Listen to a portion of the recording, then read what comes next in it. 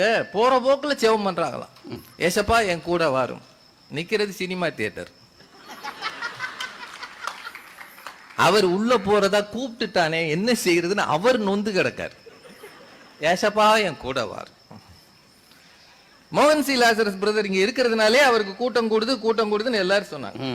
கூடுகிற கூட்டத்தை பற்றி யாரும் குறை சொல்லவில்லை. பள்ளிக்கூடத்துக்கு போறதுனாலேயே படிப்பு வந்துரும்ன்றதை ஒத்துக்குவீங்களா நீங்க?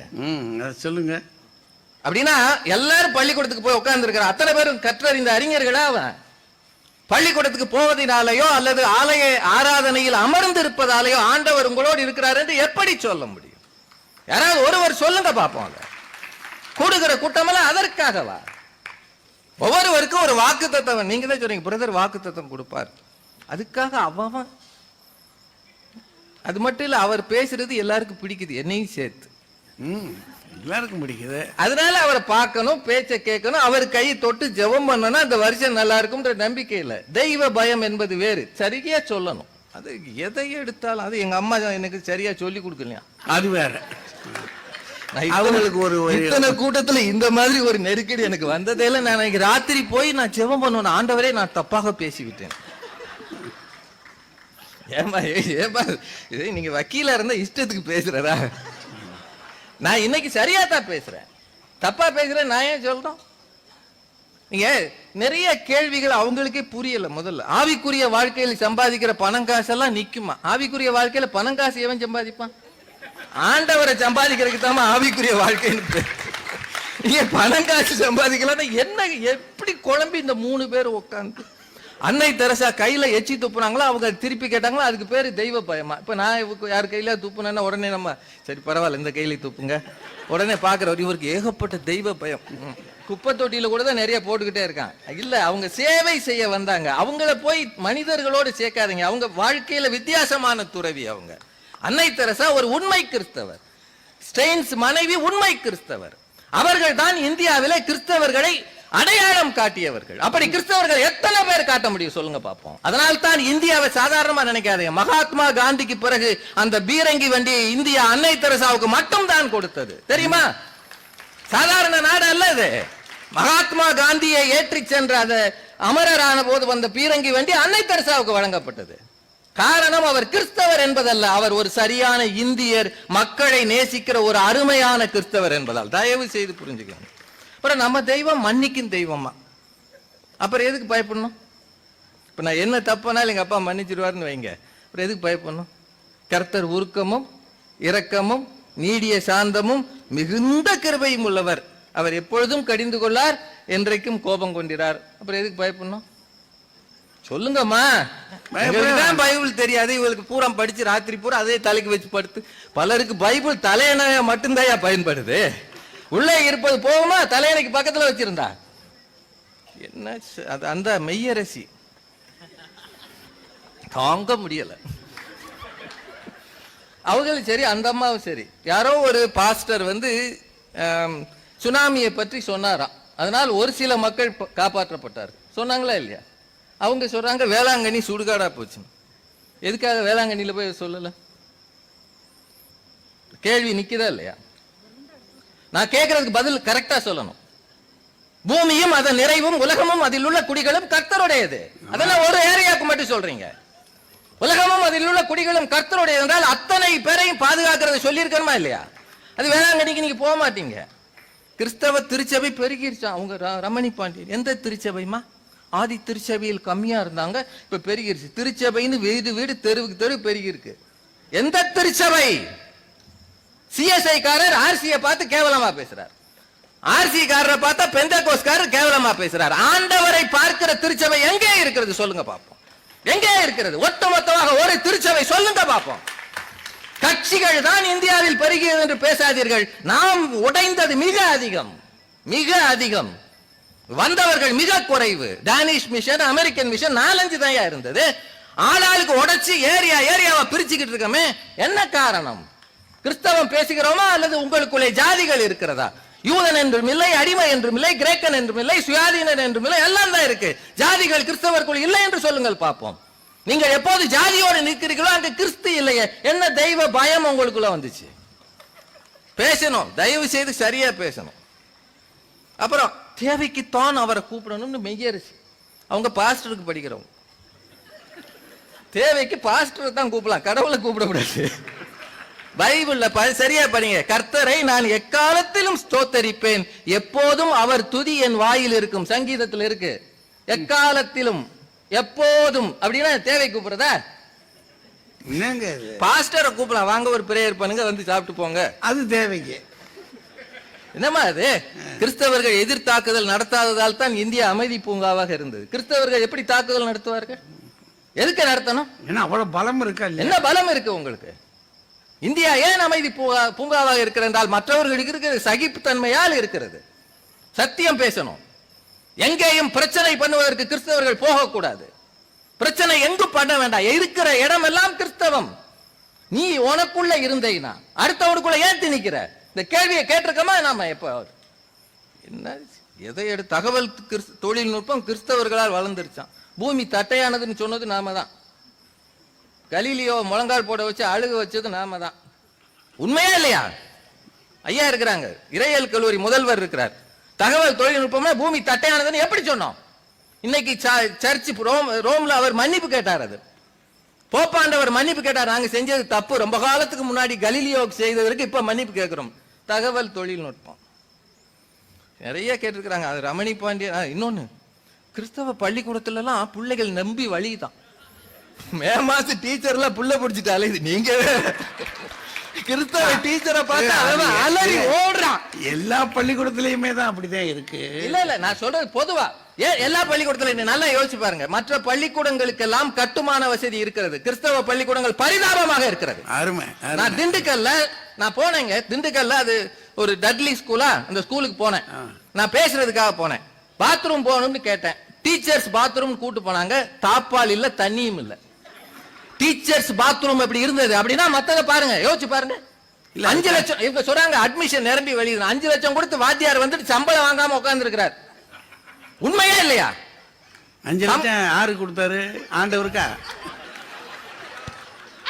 ஆளுபவருக்கு சொன்னோம்னா இது வேற பிறகு எல்லாரும் உட்கார்ந்து இருக்கீங்க, இது வேற வம்பு. இல்ல அது வேண்டாம் வேண்டாம் வேண்டாம். ஏன்னா யார சொல்றது எல்லாம் அவங்க எல்லாம் தேவ பக்தியில மேல போயிட்டாங்க. ஏமா கொடுமை பண்ற கிறிஸ்தவ ஸ்கூலை பத்தி. அதுல இறையியல் கல்லூரிகள் நிறைய பேர் வந்து படிக்கிறாங்க. இந்த கேள்விக்கு மட்டும் தயவு செய்து பதில் சொல்லுங்க. இறையியல் கல்லூரியில் படிக்கிறவர்கள் பேர்ல எனக்கு தனியான மரியாதை உண்டு. நீங்கள் எல்லாம் பாஸ்டர்கள் ஆகும்போது நன்றாக இருக்கிறீர்கள், கரஸ்பாண்டன்ட் ஆகும்போது ஏன் மாறுகிறீர்கள்? இந்த கேள்விக்கு நீங்க தயவு செய்து பதில் சொல்லணும். ஞாயிற்றுக்கிழமை நீங்க கோயில்ல நின்று பேசும்போது முன்னாடி உட்கார்ந்து இருக்கிற அந்த பெண் ஒரு டீச்சர், அவ நம்முடைய சபையின் அங்கத்தினர். அன்னைக்கு பேசுகிற வார்த்தைகளில் ஆண்டவர் தெரிகிறார். ஆனால் சாயந்தரம் போய் 1 மாதம் எனக்கு மெட்டர்னிட்டி லீவ் வேணும்னா அவர் பேசுகிற பேச்சு, அவர் பேசினா பரவாயில்ல, ஒரு வீட்டம்மா பேசுது, ஐயா இப்ப பார்க்க முடியாது. ஐயாவை பார்க்கறதுக்கு தானே சபையில் அவர் இருக்கிறாரு. என்றைக்கு சபைகளோடு நிறுவனங்கள் சேர்ந்ததோ அன்றைக்கு சபைகள் கிறிஸ்தவத்தை மறந்தன. உண்மையாது. ஊழியம் செய்பவர் ஊழியம் மட்டும் செய்யணும். ஒரு செருப்பை கூட நீ எடுத்துட்டு போக கூடாது. ஒரு சின்ன ஒட்டி இருக்கிறத தட்டி விட்டுட்டு போகணும்னு ஆண்டவர் சொன்னார். என்ன செய்கிறோம் நாம்? அத்தனையும் ஆஸ்பத்திரியும் கெடுத்துட்டோம், அத்தனையும் கெடுத்துட்டோம். நீங்க என்னவா பேசுறீங்க? கிறிஸ்தவர்கள் சரியா இருக்கிறதுக்கு காரணம் அவங்க யாரு கூட சண்டை போடுறதுதான். கிறிஸ்தவருக்கு எதிரி கிறிஸ்தவன் தான், வேற யாரும் வர வேண்டாம். எல்லாம் யோசிச்சு பாருங்க. தமிழ்நாடு முழுக்க இருக்கிற அத்தனை வழக்கு மன்றங்களுக்கு போங்கள். கிறிஸ்தவருக்கு எதிராக வழக்கு போட்டவர்கள் அந்நியர்கள் அல்ல, கிறிஸ்தவர்கள் மட்டுமே. லட்ச லட்சமாக செலவு பண்ணுகிறார்கள் அடியாட்களுக்கும் வக்கீல்களுக்கும். பேசுறீங்க பேச்சு. யாரு கிறிஸ்தவ செய்யறாங்களா? கிறிஸ்தவருக்கு எதிரி யாரு? ரமணி பாண்டியன் அவங்க முதியோர் இல்லம் எப்படி பாடினார்கள். நான் ஒரே ஒரு கேள்வி கேட்கிறேங்க. உன் தகப்பனையும் உன் தாயையும் கனம் பண்ணு, அப்போது உன் வாழ்நாள் நீடித்திருக்கும் என்று படித்த கிறிஸ்தவன் எதற்காக முதியோர் இல்லத்துக்கு அம்மாவை அனுப்பினான்? இதுக்கு பாட்டு பாடினாங்களா அப்புறம் வச்சுக்கோ. உன் வாழ்நாள் நீடித்திருக்கணும்னா நீ உன் தகப்பனையும் தாயையும் கனம் பண்ண. 10 கற்பனையில ஒண்ணியாது, 10 கட்டளைகள் மோசேக்கு ஆண்டவர் எழுதி கொடுத்தது. என்ன கிழிச்சிருக்கிறோம் நாம? கிறிஸ்தவ வீட்டுல இருக்க கூடாதா இல்லையா? நீங்க பிரேயர் பண்ண இது பயந்து கர்த்தரின் பக்தி வழியில் பணிந்து நடப்போர் பாக்கியவான். கிறிஸ்தவர்கள் விவாகரத்துக்கு போவே இல்லை. இல்ல கிறிஸ்தவர்கள் போறது இல்லையாமே. வேத புத்தகம் தான் மூச்சு. கிறிஸ்தவர்கள் வரி வரியாக படிக்கிறார்கள். மோசே இருக்கும் போதே கண்ணுக்குட்டி செஞ்சு வழிபடல நாம. இவர்கள் வணங்கா கழுத்துள்ள ஜனங்கள். ஆண்டவர் சொன்னாரா இல்லையா? சொன்னாரா இல்லையா? ம், ம். வணங்கா கழுத்துள்ள ஜனங்கள் எதை எடுத்தாலும் பிரச்சனை பண்ணி. நான் ஒரு கேள்வி கேட்கிறேங்க. இந்த அனனியா சப்புரால் 2 பேரும் இறந்துட்டாங்க, அதனால எல்லாரும் பயந்தார்கள். ரமணி பாண்டியன் இன்னைக்கு பேசுனது எனக்கு ரொம்ப பிடிச்சது. நான் அனனியா சப்புராலுக்கு பிறகு ஒரு கிறிஸ்தவம் கூட உலகத்துல பாவமே பண்ணல. இது சொல்லுங்க ஐயா, எனக்கு தான் தெரியல. அவங்க சொல்றாங்க அவங்க 2 பேரும் இறந்துட்டு, அதுல அவங்க இங்கிருந்து பார்த்தா எவ்வளவு இரட்டை கோபுரம் விழுந்த பிறகு அமெரிக்கா கிறிஸ்தவத்தின் பக்கம் திரும்பியதான். பிரதர் அடிக்கடி அமெரிக்காவுக்கு போறாரு. இப்ப அமெரிக்கால ஒரு பப்பு கிடையாது, ஒரு டிஸ்கோ இது கிடையாது, கேசினோ கிடையாது, எல்லாத்தையும் மூடிட்டாங்க. ரெட்டை கோபுரத்துக்கு அடியில வச்சு புதைச்சிட்டாங்க. கேளுங்க ஐயா, இப்படி எல்லாம் பேசி காமெடி பண்ணா நான் என்னையா பண்ணுவேன்? பண்ணுங்க, அதுக்காக ஒரு அளவு வேண்டாமா? Over comedy. இதுல இன்னும் பெரிய காமெடி என்னன்னா, டயானா கார் மோதின பிறகு இங்கிலாந்துல எல்லாரும் திருந்திட்டாங்களாம். டயானாவுடைய கணவன் சார்லஸ் கமீலா பார்க்கற கல்யாணம் பண்ணிட்டான். அதுக்கு முந்தியே தான். இல்ல இல்ல இல்ல, அந்த அம்மா இறந்த பிறகுதான் கல்யாணம் பின்னாடி. ஆமா, கமீலா பார்க்கறன்றவங்க கல்யாணம் பண்ணிட்டான். ஏன்னா எல்லாம் திருந்திட்டாங்கன்னா சார்ல்ஸ் மட்டும் திருந்தல. 2-3 விஷயங்க. ஆண்டவருக்கு குழந்தை இல்லை என்று போய் நான் பிரார்த்தனை பண்ணுவது, பொருத்தனை பண்ணுவதெல்லாம் அது பயத்தினால் வருவதல்ல, தேவைகளை தகப்பனிடம் அறிவிப்பது. நீ மீனை கேட்டால் பாம்பை கொடுப்பானா? ஆண்டவர் அப்படித்தான் சொல்லி இருக்கிறார். நீ உன் பிள்ளை மீனை கேட்டால் ஒரு தகப்பன் பாம்பை கொடுப்பானா? நீ எதை கேட்கிறாயோ அது எங்கே 2 பேர் 3 பேர் கூடிய நாமத்தினாலே எதை கேட்கிறீர்களோ அவர் மத்தியில வருவேன்னு சொல்லி இருக்கிறார். அதனால நாம கேட்கிற அது வேண்டுதல், அது பயம்ன்றது இல்லை. ரொம்ப எங்க அணில இன்னும் 1-2 விஷயம் சொல்லிடுறேன். கர்த்தர் காயின் இடத்துல போய் சொல்றார், ஆதியிலிருந்தே நம்ம ஆளுக ஒழுங்கா இல்லைன்றதுக்கு இது உதாரணம். கர்த்தர் சொல்றார், நீ நன்மை செய்யாதிருந்தால் பாவம் வாசற்படியில் படுத்திருக்கும். யார்கிட்ட சொல்றார்? காயின் இடத்துல. ஆதியாகமம் 4:7 வேணா பாத்துக்கோங்க. அதுக்கு பிறகுதான் அவன் ஆபேலை கொலை பண்ணான். இதெல்லாம் நீங்க பாத்துக்கோங்க. எப்ப பயம் வந்தது? ஆண்டவர் பயத்தை உருவாக்கினாரா? இல்ல. எப்ப பயம் வந்தது? எப்ப ஆதாம் பாவம் செய்தானோ அவன் கேட்கிற ஆண்டவர்கிட்ட சொல்றான், நான் தேவரீருடைய சத்தத்தை தோட்டத்திலே கேட்டு நான் நிர்வாணியா இருப்பதால் பயந்து ஒழித்து கொண்டேன்றான். எப்ப தப்பு பண்ணானோ அப்ப வந்தது பாவம். தேவ பயம்ன்றது ரொம்ப அழகா சகோதரர் சொன்னார். எது தேவ பயம்? கர்த்தருக்கு தீமையை வெறுப்பது கர்த்தருக்கு பயப்படும் பயம். அதான் முதல் விஷயம். தீமையை வெறுப்பதுதான். கர்த்தருக்கு பயப்படுதலே ஞானத்தின் ஆரம்பம்ன்றது சங்கீதத்திலேயும் சொல்லியிருக்கு, நீதிமொழிகள்ல 2 இடத்துல சொல்லியிருக்கு. மொத்தம் 3 இடத்துல அந்த வசனம் வருது. என்னைக்கு பார்த்திருக்கிறோம் நாம? கர்த்தருக்கு பயப்படுகிறவனுக்கு என்னென்ன உண்டு இருக்கு பைபிள்ல. திட நம்பிக்கை உண்டு. கர்த்தருக்கு பயப்படுதல் ஜீவ ஊற்று. கர்த்தருக்கு பயப்படுகிறதுனால் மனுஷர் தீமையை விட்டு விலகுவார்கள். கர்த்தருக்கு பயப்படுதல் ஜீவனுக்கு ஏதுவானது. தாழ்மைக்கும் கர்த்தருக்கு பயப்படுதலுக்கும் ஒரு பலன் இருக்கு. என்ன பலன்? ஐஸ்வர்யமும் மகிமையும் ஜீவனுமாம். நீதிமொழிகள் தெளிவா சொல்லுது. இவ்வளவு நாம செஞ்சிருக்கிறோமா? தயவு செய்து யோசிங்க. 2வது, சிலரை பற்றி தான் தேவனுக்கு பயந்தவர்கள் சொல்லப்படுது. 1 ஆபிரகாம். எப்போ ஈசாக்கை பலியிட்ட பிறகு ஆண்டவர் அவன்கிட்ட சொல்றார், நீ தேவனுக்கு பயப்படுகிறவன் என்று இப்போது அறிந்திருக்கிறேன். அது வரைக்கும் அவன் மனுஷனுக்கு பயந்தான். தான் மனைவியே தான் மனைவின்னு சொல்ல பயந்தான். ஆனால் அவன் எப்போது மகனை பலியிட போனானோ அப்ப ஆண்டவர் சொன்னார், நீ கர்த்தருக்கு பயப்படுகிறவன் என்று அறிந்திருக்கிறேன். யோசேப்பை பத்தி ஆதியாகமம் 42:18 இருக்கு, நான் தேவனுக்கு பயப்படுகிறேன் யோசேப்பு சொல்றான். அதுக்கப்புறம் சாமுவேல், அவன் ஏலி சொன்னதை கேட்டு ஆண்டவர்கிட்ட போய் பாவமா நிக்கிறான், சின்ன குழந்தை. அதனால அவன் சொல்றான், கர்த்தாவே சொல்லும் அடியேன் கேட்கிறேன். அந்த மாதிரி ஒரு வார்த்தை அவன் மட்டும் சொல்றான்.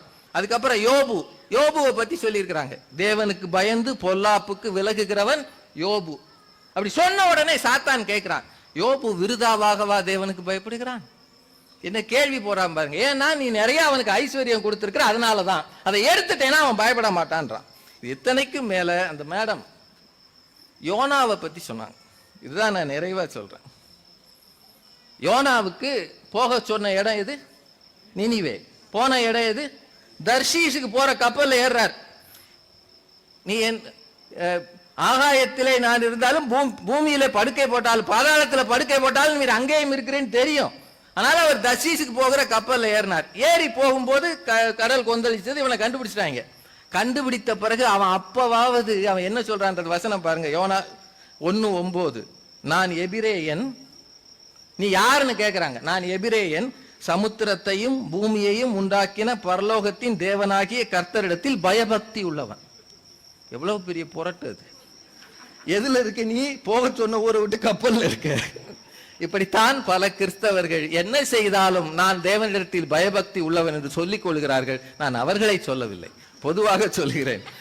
பைபிள்ல ஒரே ஒரு வரி ரோமர் 3:10 மட்டும் சொல்லி நிறைவு செய்கிறேன். அந்தபடியே நீதிமான் ஒருவனாகிலும் இல்லை, உணர்வுள்ளவன் இல்லை, தேவனை தேடுகிறவன் இல்லை, எல்லாரும் வழி தப்பி ஏகமாய் கெட்டு போனார்கள், நன்மை செய்கிறவன் ஒருவனாகிலும் இல்லை என்று அன்று பவுல் சொன்னதை யோசிக்க வேண்டிய நேரம் வந்திருக்கிறது. அதனால் தான் இந்த பட்டிமன்றம் என்பதால் ஒவ்வொருவரும் நாங்கள் சொல்வதல்ல, ஒவ்வொருவரும் அவங்க சொன்னாங்களே நீங்க வீட்டுக்கு போனோடனே பேசி பாருங்க, அது மனசாட்சி. அது ஒவ்வொருவருக்கும் உள்ளுக்குள்ளே இருப்பது மனசாட்சி. அதை கேட்டு பாருங்கள், நாம் கிறிஸ்தவர்களா, பெயர் கிறிஸ்தவர்களா, திருநாள் கிறிஸ்தவர்களா, உண்மையான கிறிஸ்துவை அறிவிப்பவர்களா என்று. அதுதான் இந்த பட்டிமன்றத்தின் நிறைவு என்று சொல்லி வாய்ப்புக்கு நன்றி கூறி நிறைவு செய்கிறேன். நன்றி, வணக்கம்.